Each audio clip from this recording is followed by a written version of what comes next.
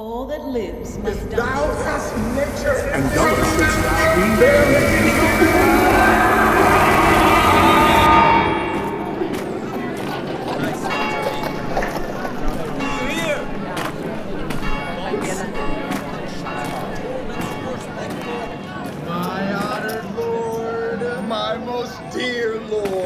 My excellent good friend, how dost thou, Guildenstern? Rosencrantz!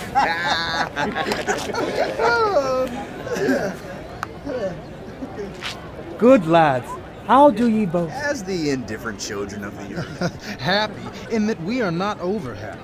On Fortune's cap, we are not the very button. Nor the soles of her shoe? Neither, my lord. Then you live about her waist, or in the middle of her favor. Faith, her private suite. In the secret parts of Fortune. Oh, most true. She is a strumpet. What's the news? None, my lord, but that the world's grown honest. Then is doomsday near. But your news is not true. Let me question more in particular. What have you, my good friends, deserved at the hands of Fortune that she sends you to prison hither? Prison, my lord. Denmark's a prison. Then is the world one. A goodly one, in which there are many confines, wards, and dungeons, Denmark being one of the worst. We think not so, my lord. Why then 'tis none to you, for there is nothing either good or bad, but thinking makes it so. To me, it is a prison. Why then, your ambition makes it one. Just too narrow for your mind. Oh, God. I could be bounded in a nutshell and count myself a king of infinite space, were it not that I have bad dreams. Which dreams indeed are ambition. For the very substance of the ambitious is merely the shadow of a dream. A dream itself is but a shadow. Truly, and I hold ambition of so airy and light a quality that it is but a shadow. Then are our beggars' bodies and our monarchs and outstretched heroes the beggars' shadows. Shall we to the court? For by my fay, I cannot reason. We'll wait upon you. No such matter. I will not sort you with the rest of my servants, for to speak to you like an honest man, I am most dreadfully attended. But in the beaten way of friendship, what make you at Elsinore? To visit you, my lord, no other occasion. Beggar that I am even poor in thanks, but I thank you, and sure, dear friends, my thanks are too dear a halfpenny. Were you not sent for? Is it your own inclining? Is it a free visitation? Come, deal justly with me. Come, nay, speak. What should we say, my lord? Why, anything but to the purpose. You were sent for. And there is a kind of confession in your looks which your modesties have not craft enough to color. I know the good king and queen have sent for you. To what end, my lord? Well, that you must teach me. But let me conjure you, by the rights of our fellowship, by the consonancy of our youth, by the obligation of our ever-preserved love, and by what more dear a better proposer could charge you withal, be even and direct with me, whether you were sent for or no. What say you? Nay then, I have an eye of you. If you love me, hold not off. My lord, we were sent for. I will tell you why. So shall my anticipation prevent your discovery, and your secrecy to the king and queen moult no feather. I have of late, but wherefore, I know not, lost all my mirth, forgone all custom of exercises, and indeed, it goes so heavily with my disposition that this goodly frame, the earth, seems to me a sterile promontory. This most excellent canopy, the air, look you, this brave or hanging firmament, this majestical roof, fretted with golden fire. Why, it appears no other thing to me than the foul and pestilent congregation of vapors. What a piece of work is a man. How noble in reason, how infinite in faculty, in form and moving, how express and admirable. In action, how like an angel. In apprehension, how like a god. The beauty of the world, the paragon of animals. And yet, to me, what is this quintessence of dust? Man delights not me. No, nor woman neither, though by your smiling you seem to say so. My lord, there was no such stuff in my thoughts. Why did you laugh then when I said man delights not me? To think, my lord, if you delight not in man, what Lenten entertainment the players shall receive from you. We coded them on the way, and hither are they coming to offer you service. Oh, he that plays the king shall be welcome. His majesty shall have tribute of me. The adventurous knight shall use his foil and target. The lover shall not sigh gratis. The humorous man shall end his part in peace. The clown shall make those laugh whose lungs are tickled o'er the seer. And the lady shall say her mind freely. Or the blank verse shall halt for it. There are the players! Gentlemen, you are welcome to Elsinore. Your hands, come then. You are welcome. But my uncle father and aunt mother are deceived. In what, my dear lord? I am but mad north-northwest. When the wind is southerly, I know a hawk from a handsaw. I'll be with you, gentlemen. Hark you, Guildenstern, and you too, at each ear a hearer. That great baby you see there is not yet out of his swaddling clothes. Haply he's the second time come to them. For they say an old man is twice a child. I will prophesy. He comes to tell me of the players. Mark it. You say right, sir. On Monday morning, 'twas My lord, indeed. I have news to tell you. My lord, I have news to tell you. When Rossius was an actor in Rome. The actors are come hither, my lord. Buzz, buzz. Upon mine honor. Then came each actor on his ass. The best actors in the world. Either for tragedy, comedy, history, pastoral, pastoral comical, historical pastoral, tragical historical, tragical comical historical pastoral, scene indivisible, or poem unlimited. Seneca cannot be too heavy, nor Plautus too light. For the law of writ and the liberty, these are the only men. O Jephthah, judge of Israel, what a treasure hadst thou? What a treasure had he, my lord? Why, one fair daughter and no more, the which he loved passing well. Still on my daughter. You are welcome, masters. Welcome all. I am glad to see thee well. Oh, my old friend, thy face is valanced since I saw thee last.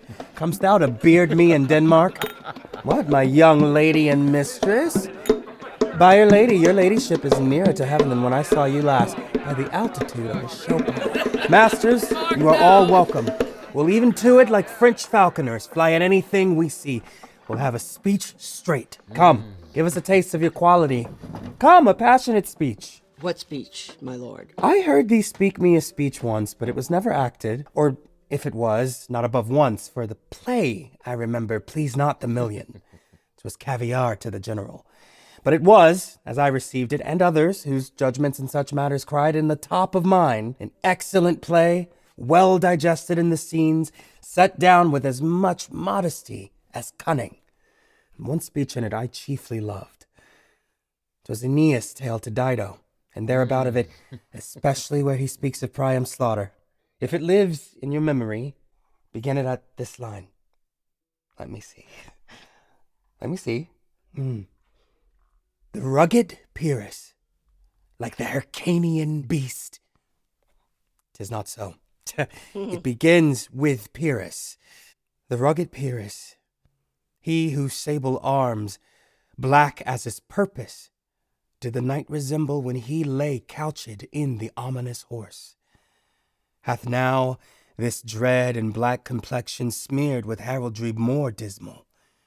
Head to foot, now is he total gules, horridly tricked with blood of fathers, mothers, daughters, sons, baked and impasted with the parching streets that lend tyrannous and damned light to their lord's murder, roasted in wrath and fire, and thus o'ersized with coagulate gore, with eyes like carbuncles, the hellish Pyrrhus old grandsire Priam seeks.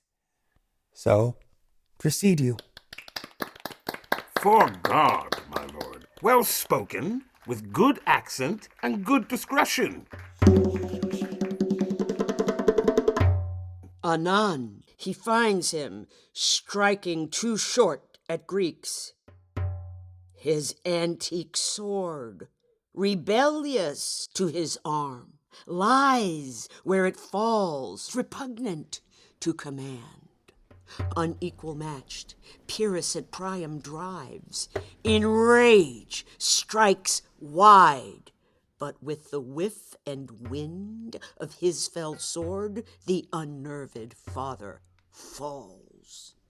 Then, senseless Ilium, seeming to feel this blow, with flaming top, stoops to his base, and with a hideous crash takes prisoner Pyrrhus' ear. For lo, his sword, which was declining on the milky head of Reverend Priam, seemed in the air to stick. So, as a painted tyrant, Pyrrhus stood, and like a neutral to his will and matter, did nothing. But, as we often see against some storm, a silence in the heavens. The rack stands still, the bold winds speechless, and the orb below as hush as death. Anon the dreadful thunder doth rend the region. So, after Pyrrhus' pause, aroused vengeance sets him new awork, and never did the Cyclops' hammers fall on Mars's armor forged for proof etern, with less remorse than Pyrrhus' bleeding sword now falls on Priam. This is too long. It shall to the barber's with your beard. Prithee, say on. He's for a jig or a tale of bawdry, or he sleeps. Say on. Come to Hecuba. But who? Oh, who had seen the Moblet Queen? The Moblet Queen. That's good. Moblet Queen is good. Run barefoot up and down, threatening the flames with bison rune. A clout upon that head where late the diadem stood, and for a robe about her lank and all o'er-teemed loins, a blanket in the alarm of fear caught up. Who this had seen, with tongue in venom steeped, 'gainst fortune's state would treason have pronounced. But if the gods themselves did see her then, when she saw Pyrrhus make malicious sport in mincing with his sword her husband's limbs, the instant burst of clamor that she made, unless things mortal move them, not at all, would have made milch the burning eyes of heaven, and passion in the gods. Look, where he has not turned his color and has tears in his eyes. Pray you no more. 'Tis well. I'll have thee speak out the rest soon. Good my lord, will you see the players well bestowed? Do you hear? Let them be well used, for they are the abstract and brief chronicles of the time. After your death, you had better have a bad epitaph than their ill report while you live. I will use them according to their desert. God's bodykins, man, much better. Use every man after his desert and who should escape whipping. Use them after your own honor and dignity. The less they deserve, the more merit is in your bounty. Take them in. Follow him, friends. We'll hear a play tomorrow. Follow that lord, and look you, mock him not. Aye, my lord. My good friends, I'll leave you till night. You are welcome to Elsinore. Good, my lord. Aye, so God be with ye.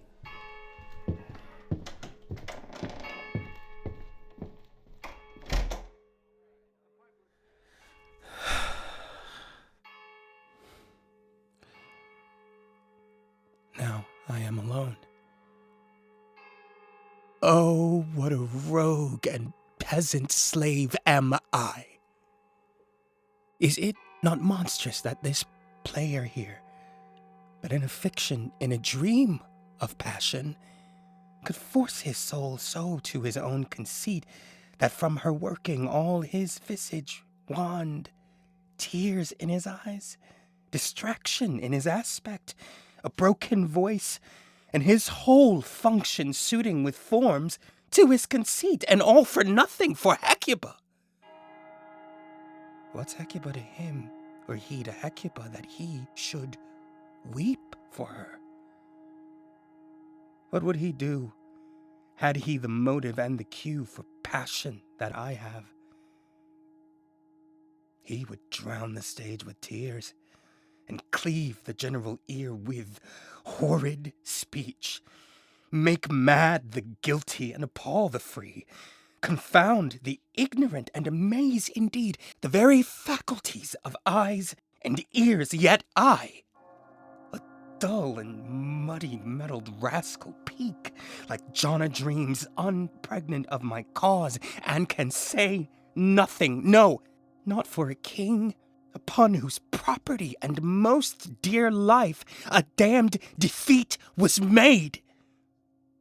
Am I a coward? Who calls me villain, breaks my pate across, plucks off my beard and blows it in my face, tweaks me by the nose, gives me the lie in the throat as deep as to the lungs? Who does me this? Ha! Zounds!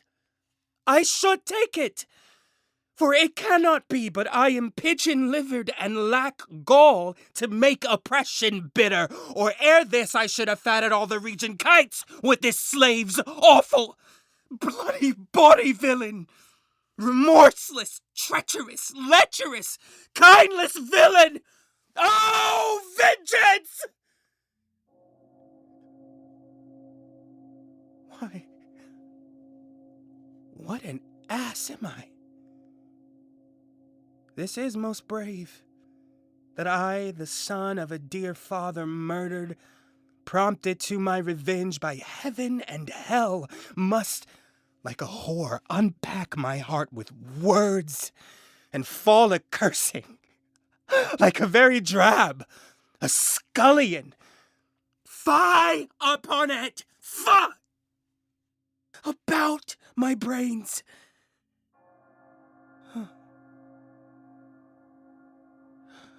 I have heard that guilty creatures sitting at a play have by the very cunning of the scene been struck so to the soul that presently they have proclaimed their malefactions. For murder, though it have no tongue, will speak with most miraculous organ. I'll have these players play something like the murder of my father before mine uncle. I'll observe his looks. I'll tempt him to the quick. If he but blench, I know my course.